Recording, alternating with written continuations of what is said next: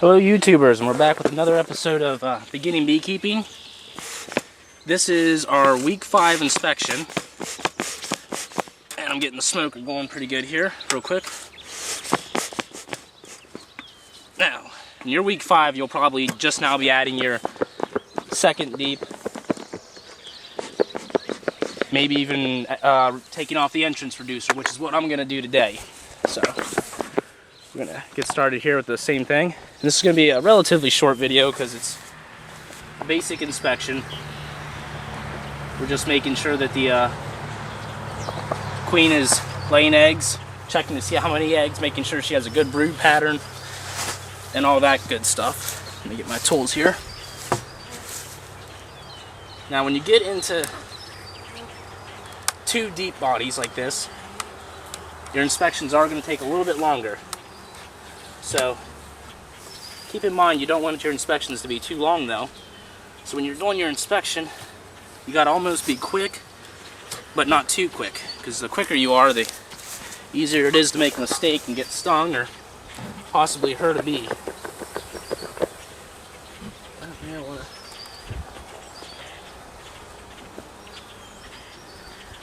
And as you can see, I'm not wearing a veil. It's relatively hot out today. I'm checking they are building some burr combs, so I'm going to remove that then. I'm going to be taking my hive top feeder off and replacing it with the inner cover. They don't seem to be drawing much anymore from it. Ouch, right there's a thorn bush. And it's been empty for the last couple of days. Now, real quick, I'm going to show you something.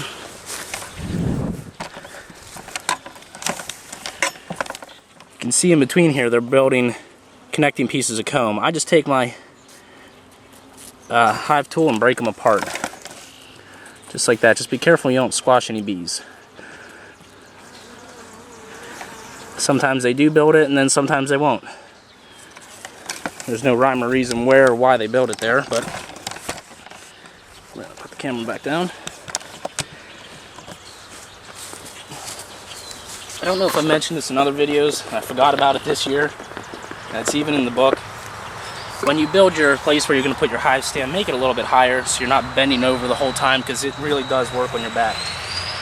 Now these are the wooden frames, and they glue these together really good. So you're going to go along the edges here and just put your hive tool down in between the frames just to split that pulpurus they got gluing it together, that bee glue.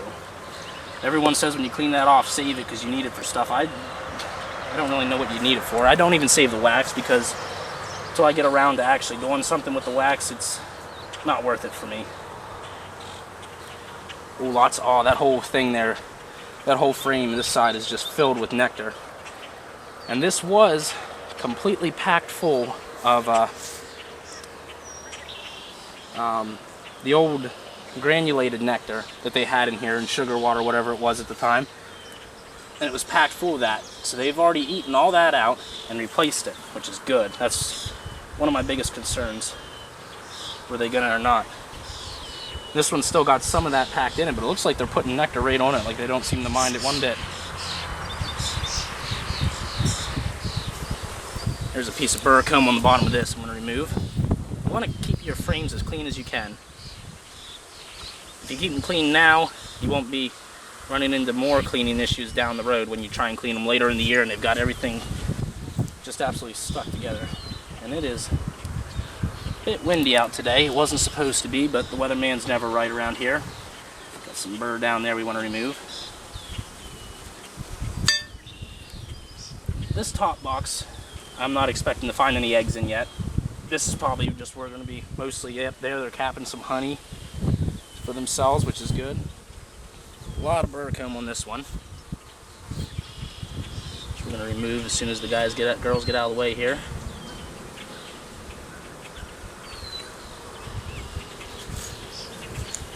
Alrighty, put that back in. And I mentioned before, they do sell frames to clip on, or hooks to clip on the side for putting your one frame in. There they had a lot of combs stuck together. I've never bought one. I built one over there I used for a little while. As long as the you're careful, you can set it right alongside the hive like I just did with the first frame, so it's out of your way. Oh! Alright, we do have some eggs up here. We've actually got a couple eggs and a few cells. A few cells with 2 or 3 in them, which isn't good. That could mean a laying, if I can get this piece off here, that could mean a laying worker. However, I found one cell the other day with 2 eggs in it, and I still had the queen. So I'm not too certain about that. That's something I'll have to look into. When you have more than 1 or 2, man, get on me, 1 or 2 eggs in almost every cell, that's usually a sign of a laying worker, which is a big problem. It means your queen died. Instead of creating a new queen, they one of the worker bees decided she was going to start laying eggs, and they are not fertilized. They will just come out drones. Well, they're making a mess of this new piece I put in here. So, since they're only crawling one side of that out anyhow. I got a girl, didn't mean to. And here's frame number 1, which I put in the middle, and they're doing a really good job drawing this one out. I'm just going to go ahead and continue inspecting these real quick, and then I'll show you when we get down to the deeper. Alrighty. Now, I'll move my hive top feeder so I have somewhere to sit this. I'm going to sit it down. It's still glued pretty tight. You always sit it at like an angle so that the least amount of surface is touching the box as possible, so you don't squish any girls that are hanging on there.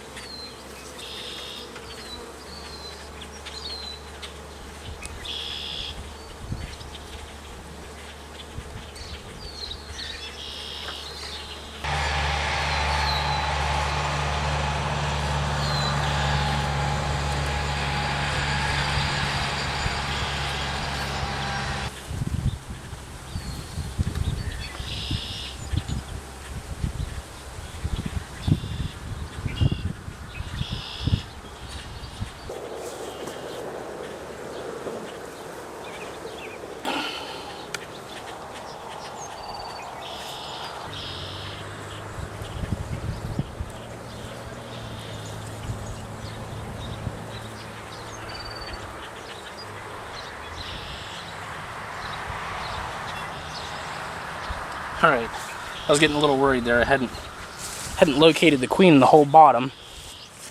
So I went back to where I last saw eggs, and there she is.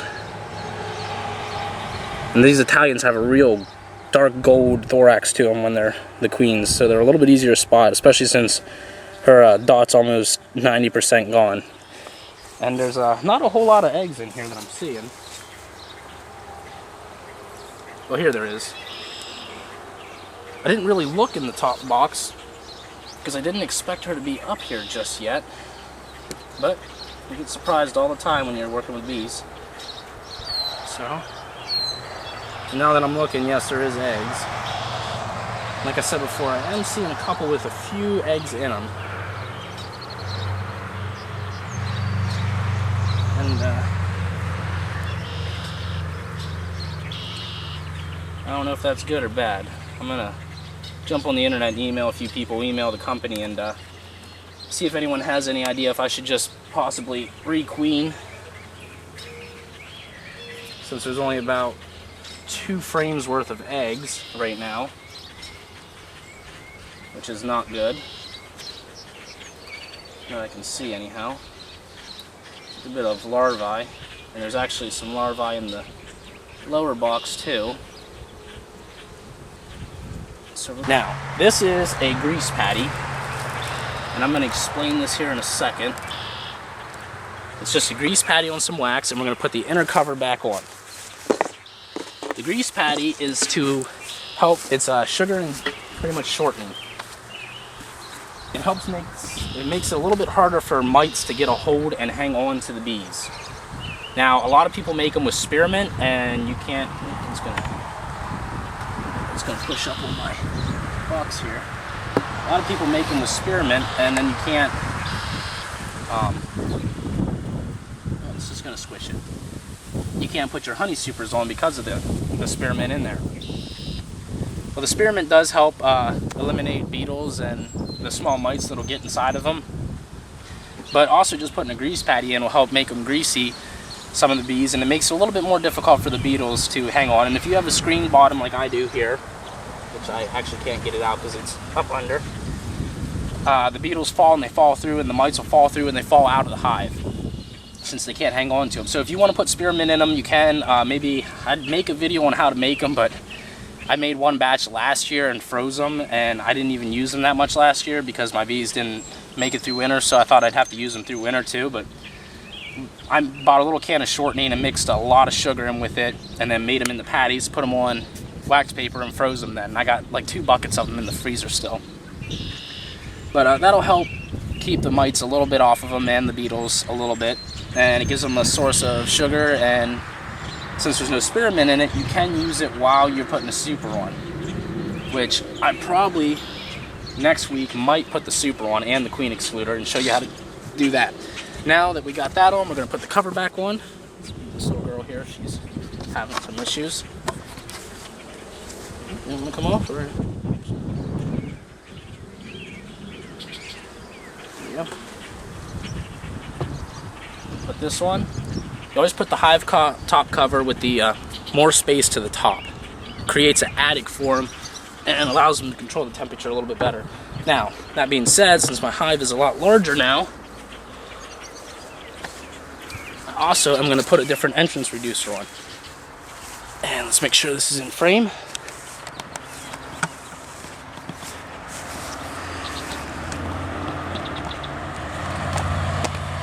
Now there's the entrance reducer that came with Kelly B. Walter's kit. Now some of them, when you actually take them off, you can flip them and this will be a larger section. Well, this one doesn't have that. This one, when you take it off, that's your only entrance. So what I'm going to do is I'm going to take it, yeah, they didn't have it glued down, remove it, and this is actually a piece of the wood that came on the box when I got my box of bees from last year, and I had it laying over where the hive was last year. Oh man, there, just smashed some of them little red bugs and spiders that are crawling over here. Now it looks like there's blood everywhere. And I walked back over to the hive trying to find the 2 pieces of wood I had, and found that, and that works. Shouldn't have flung it like that. He was just landing on me. Now he's probably mad. And that'll work just fine. It gives them, instead of the 3-inch hole, it gives them about a 5-inch hole, and it's a little bit wider, so it's a little bit easier for them to get in. And now that the hive's bigger, it'll allow a little bit more ventilation in there, and it'll help the hive overall. And it still gives them a reduced entrance, so if there was any robbings going on, or if the weather gets bad, it's still reduced, which allows them to guard a smaller entrance until a little bit later in the year. I'll probably remove that altogether in about the next week or 2. Now, like I said, I removed my hive top feeder. It's actually been really nice here the last couple weeks. Last week it was 90. This week it's supposed to be into the 70s. The trees are in bloom. There's green everywhere. As you can see behind me, there's a ton. As you can see behind me, there's a ton of weeds that I got to weed whack down, actually. And just everywhere you look, there's a lot of stuff. The barley's in tassel, weeds, plants, flowers are blooming everywhere. The honeysuckles are coming up. It's the good time of year. The nectar is really flowing. As you can see over here, lots and lots of flowers around. Like I said, the wheat, the corn starting to come up a little bit. Alfalfa's in bloom. So I stopped feeding them. They have plenty stored up, plus they had plenty before. If they look like they might need some, I will put one of the front feeders on with the mason jar, just to give them a little supplement and boost, but I'm not going to actually treat that because it's exposed to the sun. Therefore, the sun will deplete the treatment, the sunlight. Which you can, if you want to, you can always spray paint your jar black or something. I wouldn't recommend black, maybe white, to help reflect the sunlight, so you could treat them that way. But this time of year, since the nectar's flowing and everything, I don't think they're going to need any honeybee healthy. Any honeybee healthy in the hive. So I'm just going to let them go at that, and if it looks like they're getting a little bit low, I'll replenish them. So that's the video here for this week. We'll come back next week, see how they're doing, make sure the queen's doing good. If she doesn't look like she's performing well, I'm probably going to end up requeening, and we'll see how well she is doing. If she does have a good bit of eggs, I think part of the problem is they were storing a lot of nectar and material right in the center of the brood box where she should be keeping her brood, or towards the center. And I think that's limiting her amount of area she's allowed to lay eggs. So, you know what? I'm actually going to add the super right now. I think that might be our problem, because a lot of the room that she should be laying in the brood box has eggs, or it doesn't have eggs, it has nectar that they're storing. And like I said, we're hitting a nice nectar flow, so I'm going to go and get the super, and we're going to put the super and the queen excluder on here, so I don't have to do it next week. So this is what you would have done in your week 5. You'd added the second box, possibly removed your hive top feeder or your feeding source, and installed your inner cover. Now I'm going to go and get the super, and we're going to install that here with the queen excluder and show you how that's done now that we're no longer medicating and they seem to be storing a good bit. So just